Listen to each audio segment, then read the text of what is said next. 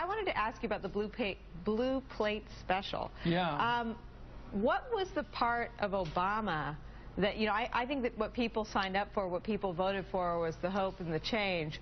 What did people feel like they had to take along with the hope and the change, and what sort of remorse do they have now? Well, I like the whole thing. In this case, I like the blue plate special. I said, I'll have that, dear. Thank you. I'll take that order. I'll take how's it looking on the table 5 years later? Well, I think it's, Nicole, let's be no, I'm asking you as a supporter. I didn't order it, so I don't care. I know it's a little more bland tasting than you expected, isn't it? I think every time we fall for politicians, and I've fallen for a lot of them, Gene McCarthy, who let us down and just sort of dropped out of the race back in the 60s. I've fallen. Nixon let a lot of us down, and we never thought he'd get in that much trouble.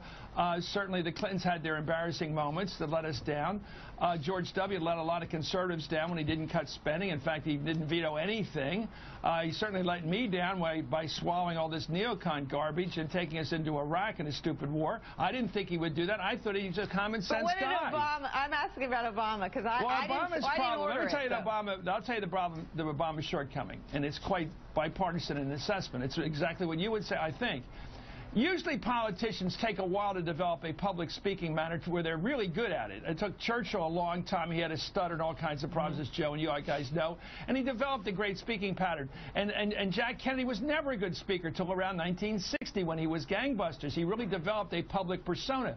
All that time in those 15 years in Kennedy's case and Roosevelt and all those people, they were developing the backroom skills, the one-on-one skills, so how you make friends, how you become class president, how you establish the loyalty of people one-on-one. The key political asset is the ability to sit in a room with 4 or 5 other people and have them accept your leadership. You know that, Nicole, on either side of the party. That's how it works. I agree. Obama doesn't have that. He had the speaking skill way ahead of schedule, the inspiration ability, the charisma, if you will, way ahead of schedule. What he has never developed is a love, and that's the right word for it, of politics, and love of other politicians, to love to sit around and play cards with them, to try to get to know them, their nuances, how to get to them, their hooks, their triggers, with their buttons. Get to know them, figure out how you can work with some of them, even tough customers like Eric Cantor and Larry McCarthy and Boehner, and get to know the Tea Party sentiment. Try to figure out what is it you can give them. Pardon me? Tom, real quickly. I'm with you on that.